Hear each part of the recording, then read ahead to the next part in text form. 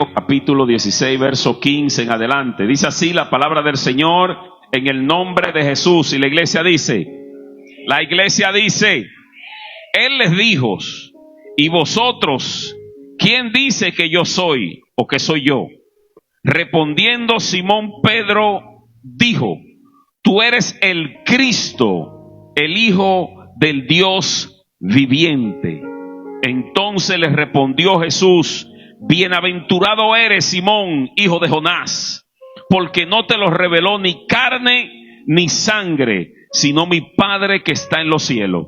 Y yo también te digo que tú eres Pedro, diga conmigo Pedro, y sobre esta roca edificaré mi iglesia, y las puertas del Hades no prevalecerán contra ella. Yo quiero que usted diga conmigo, y la puerta del Hades, pero dígalo como que estuviera despierto, y la puerta del Hades, la puerta del infierno, no me detendrán. Vamos, dígalo duro, no me detendrán. En el nombre de Jesús. Aleluya. Tome su asiento, por favor. Y ahí donde está, cierre sus ojos, vamos a orarle al Señor, a ponernos en sus manos, a darle la gracia por su palabra. Padre, gracias por tu palabra es verdad y es vida. Tu palabra es el pan de nuestro espíritu, de nuestra alma. Te damos toda gloria, toda honra a ti, porque solo tú eres merecedor de ella. Gracias, Señor, por mis hermanos aquí presentes. Gracias porque tu palabra, Señor, nos alimentan. Te pido en el nombre de Jesús que tu palabra hagan ecos en nuestros corazones. Que tú hables y ministres, Señor, a nuestras vidas. Te damos gracias y te lo pedimos en el nombre de Jesús. Amén y amén. Denle un aplauso a Jesucristo. Vamos, si es para Él, déselo fuerte. Aleluya. No sé si en otra ocasión usted había leído este verso bíblico, la cual acabamos de leer, pero quiero hablarle de algo muy especial, que la fortaleza del enemigo no detendrán tu vida. La fortaleza de Satanás no te detendrán. ¿Por qué? Dígame por qué. Porque le pertenece a Jesucristo. Amén. Mire, a través de los tiempos, a través de las décadas, de los años, la iglesia del Señor ha pasado por momentos difíciles. La iglesia del Señor ha pasado por dificultades, ha pasado por necesidades, ha pasado por persecuciones. No sé si a usted le gusta escuchar o leer la historia de la iglesia, pero si usted se pone a estudiar la historia de la iglesia de Cristo, se dará cuenta que pasó por muchos momentos difíciles. Momentos donde los mismos apóstoles, los que seguían a Cristo, los discípulos de Jesús, pensaban que la iglesia se había esparcido, que la iglesia se había desaparecido. De tal magnitud que se levantaron a través de los tiempos gobernantes que habían perseguían la iglesia. Amén.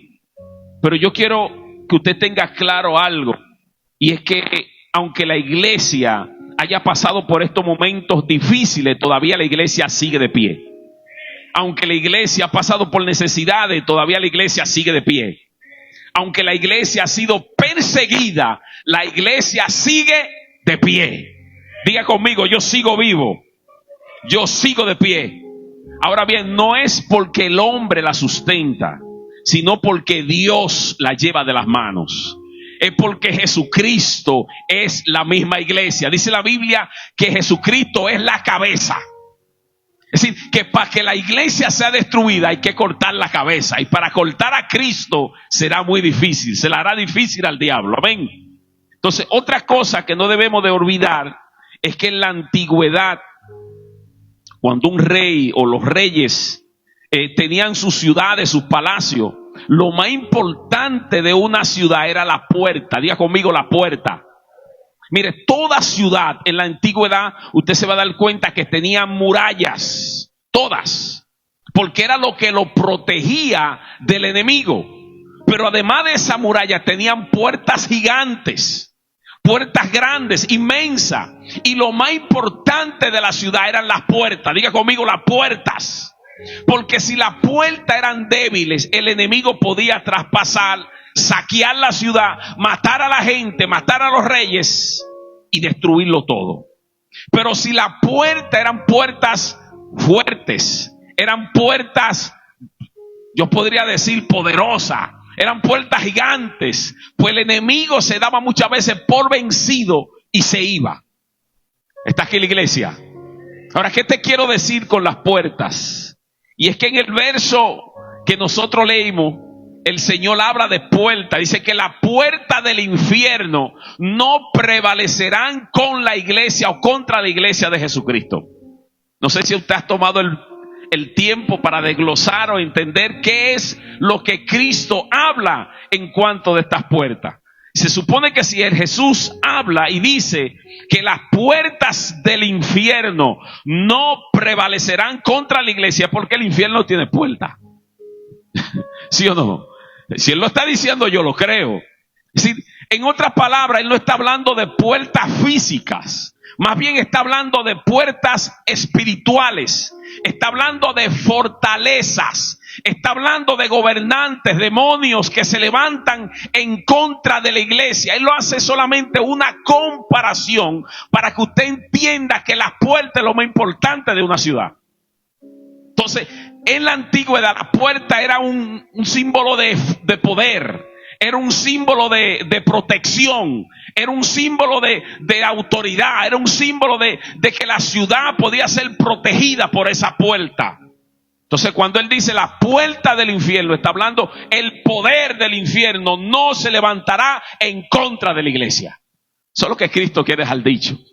Ahora bien, si yo le pregunto a usted quién es la iglesia, usted se diría, bueno, estas cuatro paredes aquí donde estamos, pastor. La iglesia es donde yo visito, allá en Casa Slaughter. Casa Slaughter, iglesia Buenas Nuevas. No, la iglesia eres tú. ¿Está aquí la iglesia? Tú eres la iglesia. Diga conmigo, yo soy la iglesia. Dígalo duro, yo soy la iglesia. Cuando el apóstol Pedro le dice a Jesús, tú eres el Cristo, el Hijo del Dios viviente, estaba dando una revelación de quién era ese Señor. Y Jesucristo dijo, esto no te lo reveló ni carne ni sangre. Es decir, lo que te lo reveló a ti es espiritual, viene del cielo. Fue mi Padre que te lo reveló. Mas yo digo que tú eres Pedro, tú eres una piedra, estaba diciendo. Tú eres la roca, y sobre esta roca, no el nombre de Pedro, no, sobre la verdad que Pedro había dicho, yo edificaré mi casa. Yo iba a edificar, dice el Señor, mi casa. ¿Cuál es la casa del Señor? Nosotros somos la casa del Señor. Su iglesia. Sobre esa verdad que dijo Pedro, el Señor iba a edificar su casa. Ahora, me explico. Simbólicamente, las puertas en la antigüedad representan fortaleza y el poder de una ciudad. En este caso, las puertas del infierno simbolizaban el poder de la muerte y del reino de las tinieblas. En otras palabras, Jesús lo que le estaba diciendo a Pedro, mira, cuando yo edifique mi casa sobre esta verdad que es mi iglesia, las puertas del Hades, es decir, la muerte no podrá contigo. Eso es lo que le está diciendo. No podrá conmigo, porque Jesucristo no había muerto, pero todavía la iglesia tampoco se había estructurado, pero ya Él estaba dando avance de quién iba a ser la iglesia de Cristo. Yo soy una iglesia de Cristo. Diga conmigo, yo soy la iglesia de Cristo. Entonces, la frase no prevalecerán indica que la muerte no tiene el poder de retener a los creyentes. No tiene el poder de retener, aleluya, tu vida en la miseria, tu vida en la enfermedad, tu vida en la depresión, porque el que te llamó se llama Cristo, el dueño de la iglesia. Sobre esa verdad Él iba a edificar su casa. En otras palabras, la fortaleza del infierno no detendrán, porque Jesucristo te lleva de las manos. ¿Quién te lleva de las manos? Es decir, no hay demonio, no hay principados, no hay potestades, no hay nada, aleluya, que quiera hacerte la guerra, que Dios no lo derribe. Porque más poderoso es el que está contigo que el que está en el mundo. Más poderoso es Dios que nos llamó que aquel que nos hace la guerra. Yo no sé si usted entiende eso. Yo no sé si usted se ha dado cuenta de que el que lo llamó pelea por ti. El que te llamó te suple. El que te llamó dijo que te sanó, no que te va a sanar, te sanó. ¿Está aquí la iglesia? El que te llamó dijo, yo pagué por tus pecados. El que te llamó dijo, el castigo de tu paz yo lo pagué. Es decir, que tú no tienes paz es porque tú no sabes que Cristo pagó por ti. Pero si tú sabes que Jesucristo pagó la paz por ti, tú deberías de vivir en paz. Que es algo de lo más valioso en este mundo en el que vivimos, la paz. El mundo está buscando paz y no la encuentra. Están pagando millones y millones porque hagan un pedacito de tierra paz y no la encuentran. Mire, con todo ese dinero que todos los gobiernos han invertido aquí en Europa, donde hay guerra, se hubiese ido la miseria de todo el mundo. Pero ellos lo que están buscando es paz y no la encuentran. Porque la paz solamente la da Cristo. La paz solamente la da el Señor. Mi paz os dejo, mi paz os doy, no como el mundo la da, yo la doy, dijo Jesús. ¿Está aquí la iglesia? Dígame amén, por favor, ayúdeme. En estos versos que leímos, el Señor nos hace referencia de que el infierno tiene puertas. Pero esas puertas a las que Jesús se refiere no eran puertas físicas, son puertas espirituales, poderes demoníacos que se iban a levantar en contra de la iglesia. Él dijo, esos poderes demoníacos no tienen la potestad de detener a mi iglesia, en otras palabras. No tienen el poder porque yo voy a hacer la obra del Padre. Y dice la Biblia que cuando Jesucristo muere en la cruz del Calvario, Él detrona a Satanás. Detrona a los principados, las potestades. Y dice que le fue dado un nombre que es sobre todo nombre, para que en su nombre se doble toda rodilla. De los que están en el cielo, refiriéndose a los ángeles, querubines, serafines. También de los que están en la tierra, refiriéndose a los reyes, a los magnates, al hombre. Y también dice, y debajo de la tierra, refiriéndose al diablo y sus demonios. Es decir, que al Dios que nosotros le servimos, tiene un nombre que es sobre todo nombre. Está aquí la iglesia. Entonces quiero mencionarte varias persecuciones o varios momentos difíciles que pasó la iglesia de Jesucristo. Porque a veces nosotros pasamos por ciertas situaciones hoy en día y pensamos que el mundo se nos vaya arriba, ¿verdad que sí? ¿Cuántos han pasado por momentos difíciles? Y hemos pensado, wow, Dios mío, ¿por qué a mí? ¿Por qué yo? ¿Y qué es lo que está pasando? Se nos ve el hambre, se nos ve el sueño, se nos va de todo. Y pregúntame qué es lo que le está haciendo falta. Pregúntame, ¿qué es lo que me está haciendo falta? Muchas veces se ponen así porque no compran el carro nuevo, porque el préstamo que querían que el banco le diera no se lo dio y están desesperados, están nerviosos. Y ellos empiezan a pensar que esa es la persecución del diablo hacia ellos. Pero yo quiero mencionarte varias persecuciones por las cuales pasó la iglesia de Cristo. Y me gustaría que tú compares estas persecuciones con las que tú has pasado. Y quiero solamente mencionarte algunas. Una de las primeras persecuciones fue la muerte de Esteban. ¿Cuánto conocieron a Esteban a través de la Biblia? Esteban fue uno de los primeros mártires de la iglesia. Dice que fue apedreado por aquellos que perseguían a la iglesia. El apóstol Pablo, en aquel entonces era Saulo de Tarso, perseguía a la iglesia. El Sanedrín mató a Esteban. Dice que era lleno de poder, lleno del Espíritu Santo, pero Dios permitió la muerte de este joven. Y dice que fue apedreado. Esa fue la primera persecución. La segunda persecución fue en los primeros años de la iglesia, que había un general, un gobernante llamado Nerón. No sé si usted lo ha escuchado. Un rey o un gobernante, Nerón de Roma, que dice que persiguió la iglesia y mató más de 2.000 cristianos. 2 millones, perdón, más de 2 millones de cristianos. De tal manera que en Roma hacían montones de los cuerpos de los cristianos, lo encendían para que en la ciudad hubiera luz. Los enganchaban como las lámparas de las calles y lo encendían para que hubiera luz en las calles. Pero si usted se daba cuenta, a quien estaba dando luz era un cristiano. Eso no es persecución para usted. Eso usted lo está viendo como un cuento de hadas, como algo histórico, algo que no pasó. No, esto pasó. También la persecución de Domiciano en el 81 al 96. la persecución de Trajano del 109 al 111, la persecución de Marco Aurelio.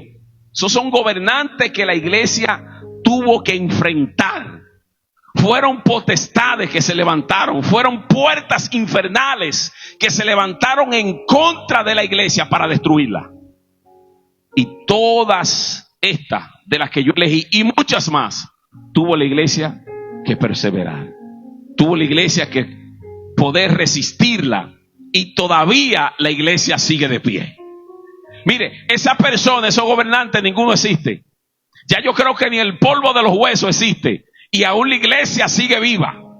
Aún la iglesia sigue de pie. Aún la iglesia sigue predicando a Cristo. Está aquí la iglesia. Y hubo otra persecución que le llamaron, oiga cómo le llaman, la gran persecución en el año 303 al 313. Aproximadamente 10 años duró esa persecución, persiguiendo a los cristianos donde quiera que se metían. En cavernas se escondían para poder leer la Biblia. Hoy en día usted anda en una Biblia, se sube a un autobús, la lee, nadie le dice nada.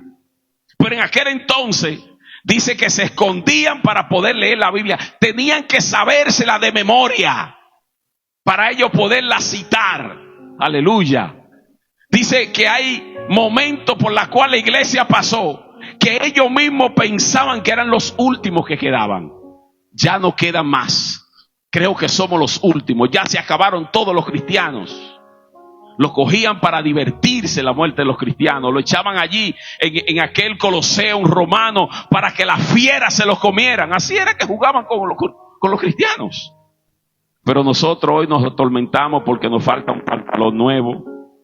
15 zapatos que tenemos en el closet no nos pegan con el vestido que queremos ponernos hoy. Y nos atormentamos, nos ponemos como que somos perseguidos por el diablo. ¡Qué malicia! Salimos turbados de la casa.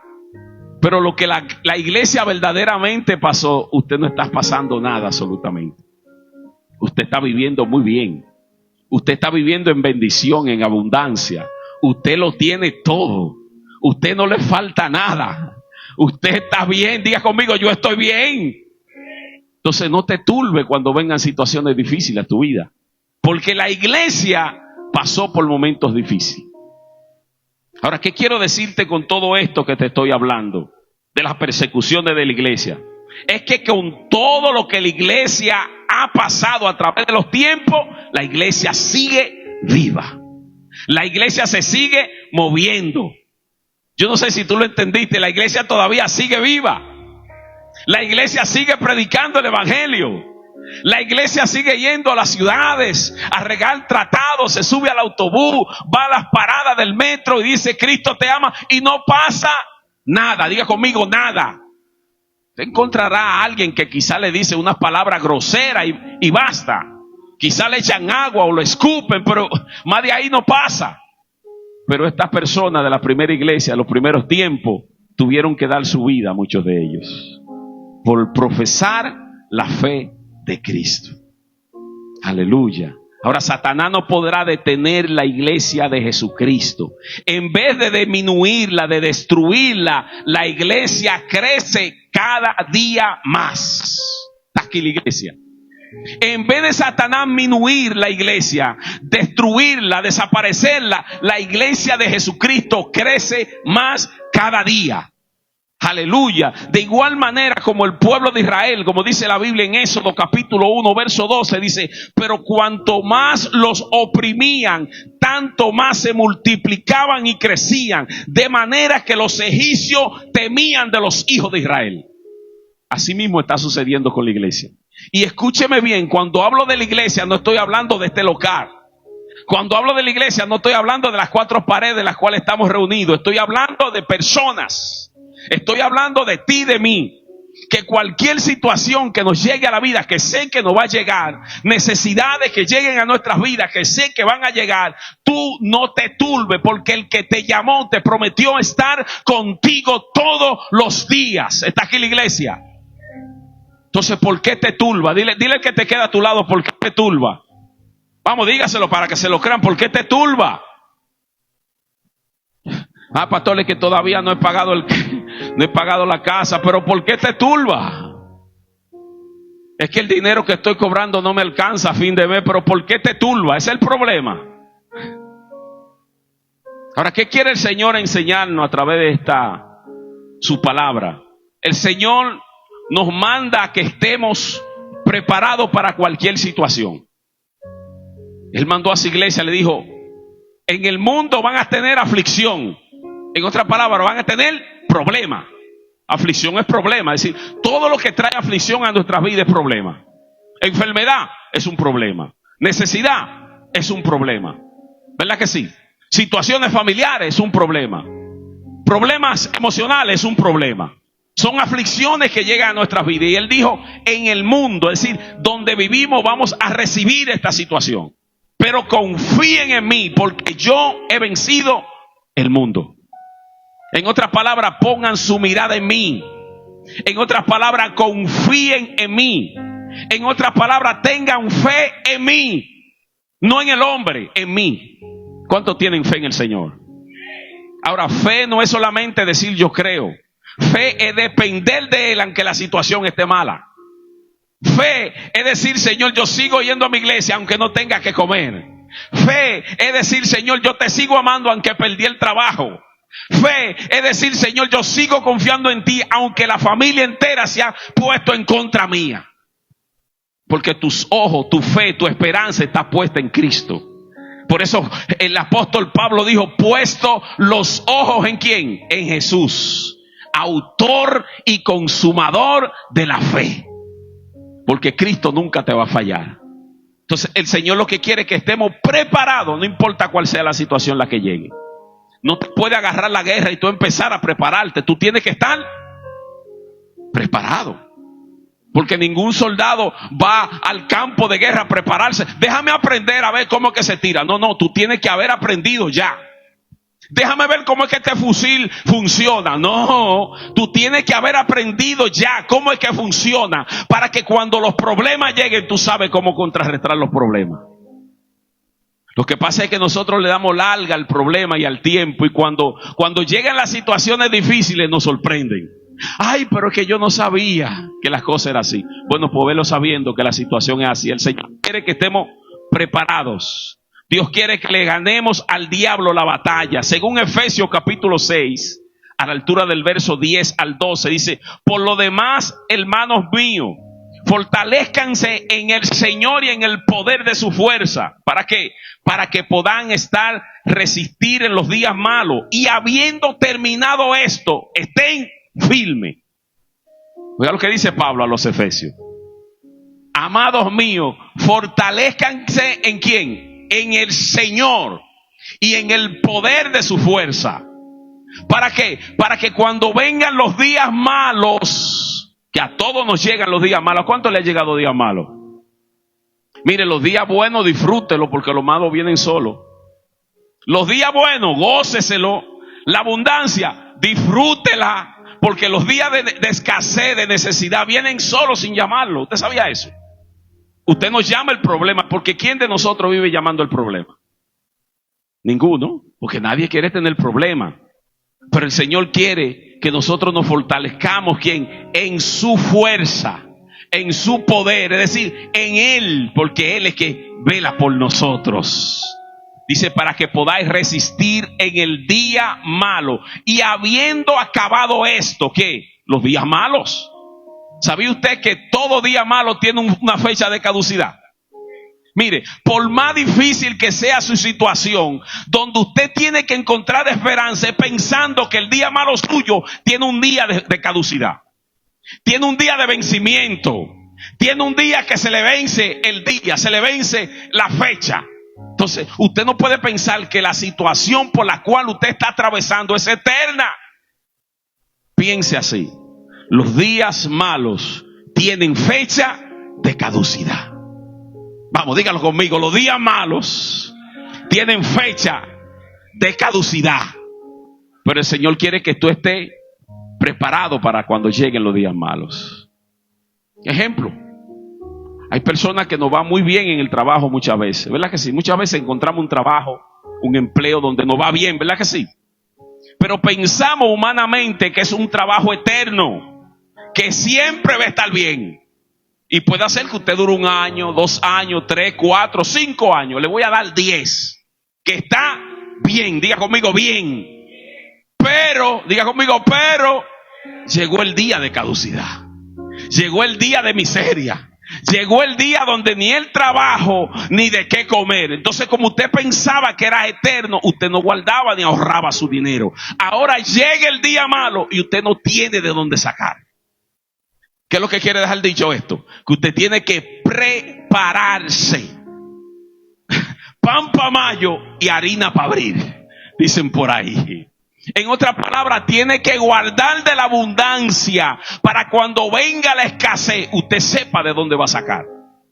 ¿Qué fue lo que hizo José cuando llegó a Egipto? Le dijo: Faraón, tranquilo, yo tengo la solución. Ya yo le hablé al Dios del cielo y él me dio la sabiduría. ¿Cómo vamos a resolver estos problemas de estos 7 años de escasez? Y Faraón dice: pero ¿cómo es? Porque es que yo no entiendo cómo es que vamos a resolver este lío. Dice: nosotros vamos a ser graneros y vamos a tener 3 años y medio de abundancia, y cuando tengamos abundancia vamos a depositar la abundancia allí, para que cuando vengan los días malos, ¿cuáles? Los días malos, ¿cuáles? Nosotros tengamos provisión. Entonces, cuando usted le está yendo bien, usted tiene que ser una persona de ahorro, una persona que guarde y piense que en cualquier momento puede venir un momento de escasez, de necesidad, para que cuando venga la enfermedad usted sepa de dónde va a sacar dinero para comprar su medicamento. Aleluya. No sé si usted me está cogiendo lo que le quiero enseñar, pero usted tiene que estar preparado. De igual manera tenemos que prepararnos en nuestra vida espiritual. Usted no puede esperar que el diablo lo ataque para usted empezar a ayunar y a orar. Usted ora para estar preparado para cuando el diablo lo ataque, usted esté firme. Está aquí la iglesia. Eso no me lo entendieron mucho. Pero lo que Dios te está diciendo es que tú tienes que estar preparado. Otra cosa que lo que Dios quiere hacer con nosotros es que las armas de nuestras milicias no son carnales. Él quiere enseñarnos que nuestras armas son espirituales. De igual manera, como un soldado tiene que aprender cómo funciona el fusil, cómo funciona la granada, el cañón, lo que sea que le den, él tiene que saber, el cristiano, que también tiene un armamento espiritual dado por Dios, y usted tiene que saber cómo funciona. Segunda carta a los Corintios, capítulo 10, altura del verso 4 en adelante, dice: las armas de nuestra milicia no son carnales, sino que poderosas en Dios. ¿Para qué? Para destrucción de fortaleza. ¿Qué fue lo que yo le dije ahorita que tiene el infierno? Puerta, que significa ¿qué? Fortaleza. Es fortaleza, es decir, el enemigo se va a levantar en contra tuya. Eso es fortaleza. El enemigo se va a levantar en contra de tu salud, de tu finanza, de tu matrimonio, de tus hijos, de tu familia. Eso es fortaleza, haciéndote la guerra. Entonces Pablo le dice aquí a los corintios: las armas de nuestras milicias no son carnales, sino poderosas. ¿En quién? En Dios. ¿Para qué? Para destrucción de fortaleza. Es decir, que si tú quieres destruir la fortaleza del infierno, tú tienes que conocer las armas que Dios te ha dado. Aquí en la iglesia, tú tienes que conocer el rifle que Dios te dio. Esa AK-47 o 66, vamos a decir, porque son 66 libros. Aleluya. El verso 5 dice: derribando argumentos y toda altivez que se levanta en contra del conocimiento de Dios, y llevando cautivo todo pensamiento a la obediencia en Cristo Jesús. Entonces, nuestras armas son espirituales. Piense esto, llévese eso en su corazón. El arma que Dios le dio a usted no son físicas. No es que usted es sabio, no es que usted vea actuar porque el conocimiento es un conocimiento sobrenatural. No es físico, no es humano, es espiritual. En otras palabras, la palabra de Dios es espíritu. Es decir, tú tienes que conocer la palabra de Dios. Tú tienes que conocer que el Espíritu Santo de Dios mora en ti. Tú tienes que conocer que el Espíritu de Dios te fue dado, ¿para qué? Para ayudarte en tus debilidades, para guiarte. Cada vez que tú necesitas una guianza, ¿a dónde tú tienes que acudir? Al Espíritu de Dios. Cuando tú necesitas una ayuda, ¿a dónde primeramente tú tienes que acudir? Al Espíritu Santo de Dios, a su palabra, para que usted sepa cómo ser guiado por Dios. Porque nuestras armas no son carnales, sino poderosas en Dios para destrucción de toda fortaleza. Dios nos ha dado autoridad sobre el enemigo. Dios, el Señor, cuando se fue, Él no dejó a la iglesia desarmada. Él le dio autoridad.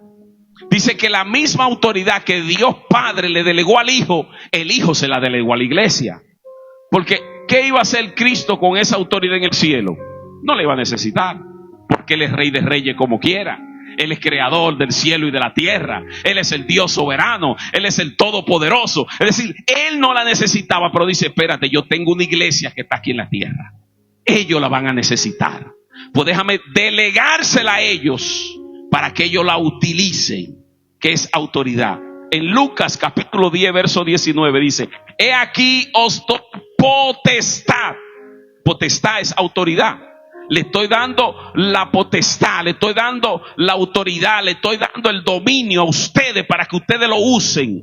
Dice, para hollar serpientes y escorpiones y sobre toda fuerza del enemigo, y nada le hará daño. Es decir, que si el enemigo te está haciendo daño es porque tú todavía no has conocido la fuerza que Dios te dio. Si el enemigo te está haciendo la guerra es porque tú no sabes que tú tienes un armamento de bomba atómica espirituales. Si el enemigo se ha levantado en contra tuya es porque tú no te estás dando cuenta que tú eres un hombre armado y eres peligroso. El enemigo sabe que tú eres peligrosa. La que no sabe eres tú, que tiene un arma peligrosa. El enemigo sabe que tú eres un hombre peligroso, pero el que no sabe eres tú, que eres un hombre peligroso. Porque tú estás enfocado en lo físico, en lo natural. Pero el diablo está viendo la autoridad que Dios te delegó a ti, que tú la puedes utilizar y derribar toda fortaleza del enemigo, dice aquí. Sí, todo lo que se levante en contra tuya, tú tienes la autoridad de parte de Cristo para derribar fortaleza. ¿Está aquí la iglesia? He aquí os doy potestad para hollar serpientes y escorpiones. Cuando dice serpientes y escorpiones, algo tipográfico. Te está hablando de demonios, fortaleza demoníaca, cosa espiritual en el mundo espiritual. Y sobre toda fuerza, no hay ninguna que esté excepcionada, no, sobre toda fuerza del enemigo, y nada te hará daño. Nada te hará daño. Las señales de Jesús también nos seguirán a nosotros, porque nosotros hemos creído en Él. Jesús dijo, el que cree. ¿Cuántos creen aquí? ¿Cuántos creen en Jesús? Diga la verdad, sea fiel con usted mismo. ¿Cuántos creen en el Señor? Y dijo, el que cree en mí, en mi palabra, las señales que yo hago. Esto es algo fuerte. Las señales que yo hago te seguirán. Si tú no tienes que caerle atrás tampoco, solamente tú tienes que creer en el Señor. Y cuando Él te dice creer, te está diciendo que tú dependas de Él, que Él sea tu dependencia. Las señales que yo hago te seguirán. Pondrán las manos sobre los enfermos y sanarán. Si bebieren cosas mortíferas no le hará daño. Orarán por los endemoniados y serán liberados, por los ciegos y serán sanados. Aleluya. Primera de Juan capítulo 5 verso 19 dice, Satanás y todos sus demonios están buscando a quien devorar, como león rugiente, según la Biblia. Dice Juan, sabemos que somos de Dios y el mundo entero está bajo el maligno. Sabemos que somos de Dios. ¿Cuántos son de Dios? Entonces, como usted y yo somos de Dios, hay una entidad que se levanta en contra suya porque usted pertenece al reino de la luz. ¿Usted no se ha fijado que cuando usted va a un lugar donde no son cristianos, siempre hay un levantamiento? Porque usted es luz. aunque usted no la ve, espiritualmente cuando usted llega a un lugar, la luz de Dios resplandece a través de usted. Y el demonio o los demonios o el diablo ve esa luz y lo primero que se levanta es alguien en contra de usted. Y si usted empieza a hablar de Cristo, de una vez dice, ahí viene este fanático, ahí viene este a hablarme de Dios, ahí viene este a decir tal cosa, ahí viene este a hacer, y un sinnúmero de levantamientos que usted quizá pensaría que es la persona como tal que está en contra suya. Mas no es así. Es que el reino de las tinieblas está en contra de usted, porque usted es un portador de luz en Cristo Jesús. Y dice que sabemos que somos de Dios. ¿Cuántos saben que son de Dios? Y el mundo entero está bajo el maligno. El mundo entero. Es decir, que por donde quiera que usted se encuentre, allí está el enemigo. Siguiente punto es que Satanás quiso detenerlo, o quiso detener los planes de Dios en Jesucristo, pero no pudo. Él quiso detenerlo porque sabía que Dios tenía un plan con nosotros, con la humanidad. Y él no sabía cómo era que Dios iba a redimir el mundo. Él no sabía cómo era que Dios iba a entrar al Salvador del mundo, a este mundo. Pero él estaba buscando, estaba observando, mirando a ver cómo detener el plan de Dios. Y escuche bien lo que pasó en Marcos capítulo 11. Dice, y los que iban delante de los que venían detrás daban voces diciendo, Hosanna, bendito el que viene en el nombre del Señor. ¿Se recuerdan ustedes eso? Se llama la entrada triunfal. Es cuando Jesucristo entra a Jerusalén en un pollino, montando un burro.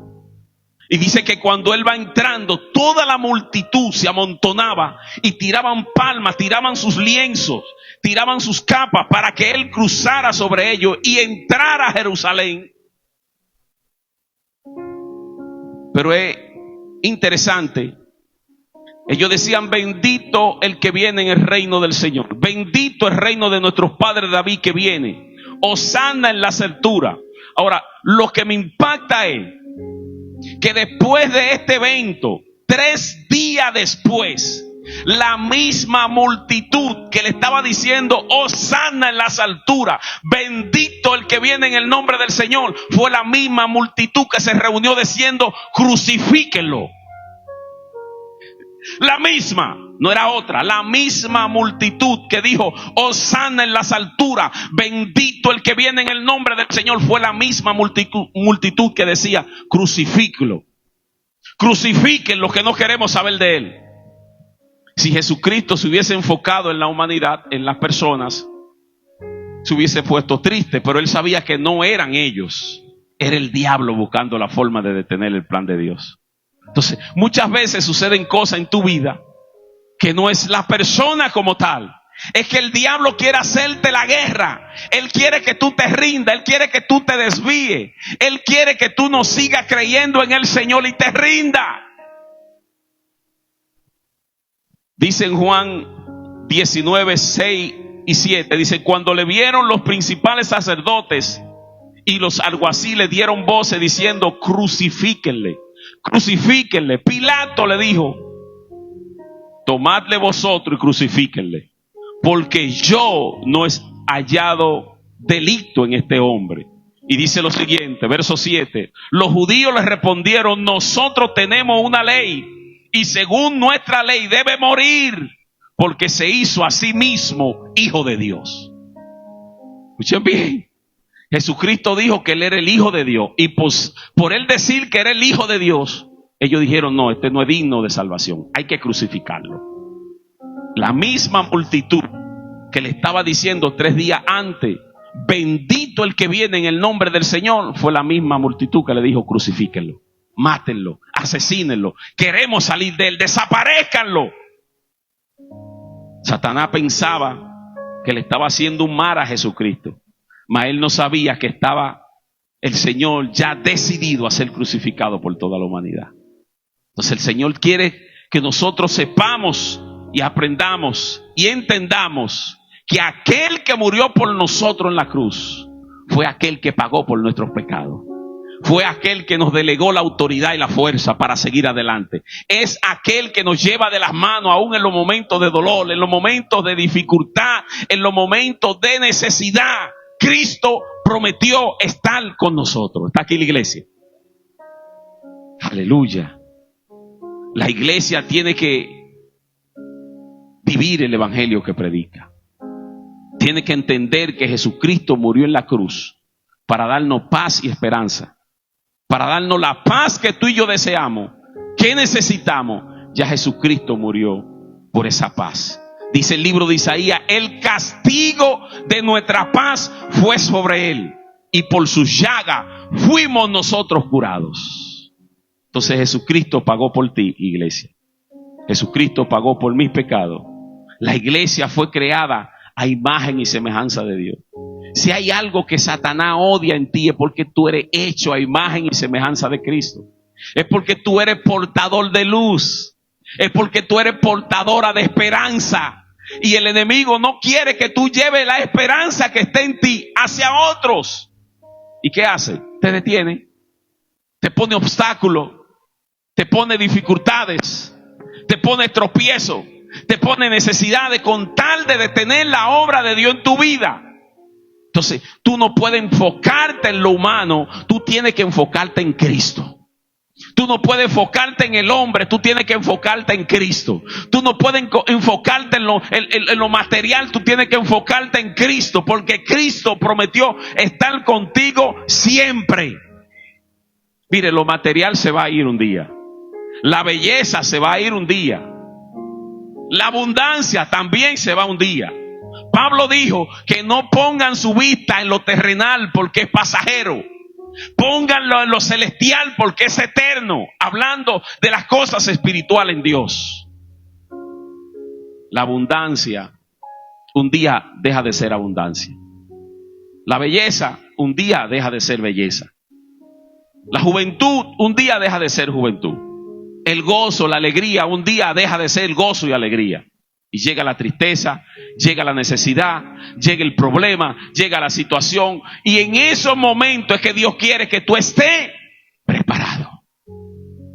En ese momento es que Dios sepa que tú eres la iglesia de Cristo. En ese momento es que Dios quiere que tú sepas que tu dependencia no está en lo humano, está en Él. Y que sepa que las puertas del infierno no se prevalecerán contra ti. Que tú aprendas y entiendas que ninguna malicia del enemigo podrá detener la obra de Dios en tu vida. ¿Está aquí la iglesia? Aleluya. La iglesia tiene el poder y la autoridad delegada por Jesucristo para derribar toda fortaleza. La iglesia es la única que puede detener las obras del diablo en el mundo en que vivimos. Usted ve todo lo que está pasando alrededor nuestro. Usted va a la ciudad y usted queda perplejo de lo que el diablo está haciendo con mucha gente. Gente endemoniada, gente en la drogadicción, en el alcoholismo, en la prostitución y un sinnúmero de diabluras que usted diría, pero eso ha existido siempre. Sí, tiene razón, pero hoy más que nunca. Hoy más que nunca. Y solamente tú y yo tenemos el poder y la autoridad para deshacer las obras del diablo. Solamente tú eres portador de luz para decirle a las tinieblas, salgan que llegó la luz de Cristo. Pero nosotros estamos perdiendo tiempo en cosas que no nos son beneficiosas. Estamos invirtiendo tiempo en todo menos en la obra de Dios. Estamos invirtiendo tiempo y dinero en todo menos en el plan de Dios. Pero déjame decirte algo, que un día tendrás que verte cara a cara con el Señor y darle cuenta al Señor de lo que Él hizo por ti. Él te dirá a ti, ¿qué hiciste con el don y la gracia que yo deposité en ti? ¿Qué hiciste con los talentos que yo te di? ¿Qué hiciste con la autoridad que te delegué? ¿Qué hiciste con el poder que yo te di? Tú quizás vas a decir como uno de estos siervos que dijo, Señor, tú me diste un talento, pero como tú eres un hombre sabio, inteligente, yo lo escondí para que cuando tú vengas yo podértelo devolver. Así habrá muchos diciendo eso. Y el Señor le contestó, dice, quítenselo y déselo al que tiene más. Y échenlo fuera a este. apartado de mí, tú no sirves para esto. Dice que el que vino, que el que tenía 2, 3, el que tenía 5, le entregaron al Señor. Señor, mira, tú me diste 5, ahí que te traigo 10. Me diste 3, aquí te tengo 6.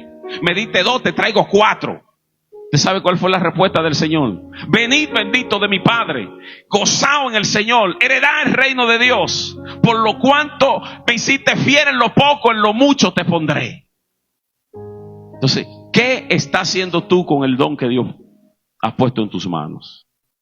¿Qué estás haciendo tú con la gracia que Dios ha depositado en tus manos? La iglesia no se detendrá aunque la puerta del infierno se levanten en contra de ella. No porque seamos nosotros, no, es porque Cristo lo dijo, que las puertas del infierno no prevalecerán en contra de la iglesia de Jesucristo. ¿Está aquí la iglesia? Póngase sobre sus pies, por favor.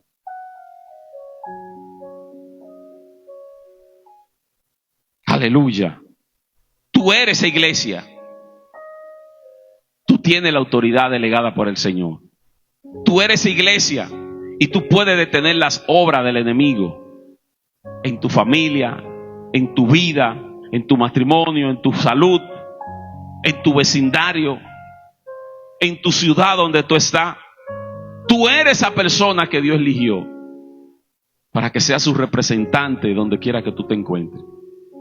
Dice la palabra de Dios en el libro de los Hebreos que nosotros fuimos llamados real sacerdocio, nación santa, pueblo adquirido ¿por quién? Por Dios. ¿Para qué? Para que anuncien la virtud de aquel que nos sacó de las tinieblas y nos trasladó a su luz. Entonces tú fuiste elegido por Dios para que anuncie las virtudes del Señor. Tú fuiste elegido por el Señor para que lleve la luz de Cristo a aquellos que están en tinieblas. Tú eres creado a imagen y semejanza de Dios, para que también aquellos que tienen un diseño disfigurado puedan gustar de la imagen y la semejanza de Cristo. Tú porta la gracia del Espíritu Santo. Y nosotros como iglesia debemos de entender y tenemos que saber que Cristo nunca nos dejará solo. Él prometió, y si Él lo dijo, yo lo creo. ¿Cuántos le creen al Señor? Aleluya. ¿Cuántos le creen a Cristo? Entonces no dejemos que ninguna malicia del enemigo nos afecte en nuestras vidas. Mateo capítulo 10 verso 1 dice: entonces llamando a sus 12 discípulos, Jesús le dijo y le dio poder sobre los espíritus inmundos para expulsarlo y para sanar a toda enfermedad y a toda dolencia. Jesucristo te ha dado a ti el poder, la autoridad delegada por Él para que ninguna malicia del enemigo afecte tu vida. Marcos 6, 7 dice: entonces llamó a los 12 y comenzó a enviarlo de 2 en 2, dándole autoridad sobre los espíritus inmundos. Lucas 10, 19 dice: mirad, os he dado autoridad para hollar serpientes y escorpiones y sobre todo poder del enemigo, y nada le hará daño. Apocalipsis 2, 26 dice: y al vencedor, al que guarde mis palabras hasta el fin, le daré autoridad sobre todas las naciones. Efesios 2:6 dice: y juntamente con Él nos resucitó y asimismo nos hizo sentar en lugares celestiales con Cristo Jesús. Es decir, usted no es cualquier cosa como el enemigo ha querido decírselo a usted. Usted no es un...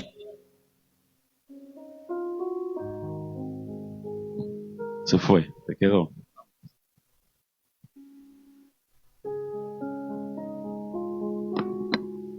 Usted no es cualquier cosa.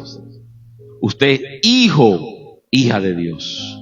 Tú eres su especial tesoro. Tú eres la niña de sus ojos. Yo sé que ustedes lo han leído ese texto. Mi especial tesoro, la niña de sus ojos. Dice que en Cristo somos más que vencedores. Pero ¿es dónde? En Cristo. Afuera, fuera de Cristo, nada podemos hacer. Fuera del Señor no hay esperanza. Por más que usted vea al impío ser prosperado, esa prosperidad no le va a servir para nada.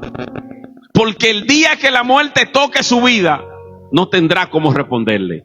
Pero tú y yo, aunque tengamos pocos, en el cielo, en el reino de Dios tenemos mucho. Porque aleluya, nuestra morada no está aquí en la tierra, nuestra morada será en el cielo. Nuestra dependencia será con Cristo. Nuestro tesoro está en el reino de Dios.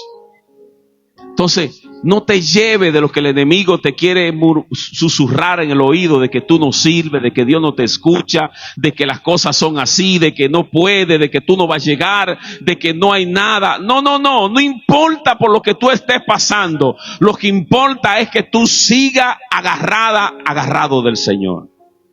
No te apartes ni a diestra ni a siniestra. No dé un paso atrás ni para tomar impulso. Sigue adelante, que aquel que nos llamó hará y terminará la obra que empezó en ti y en mí.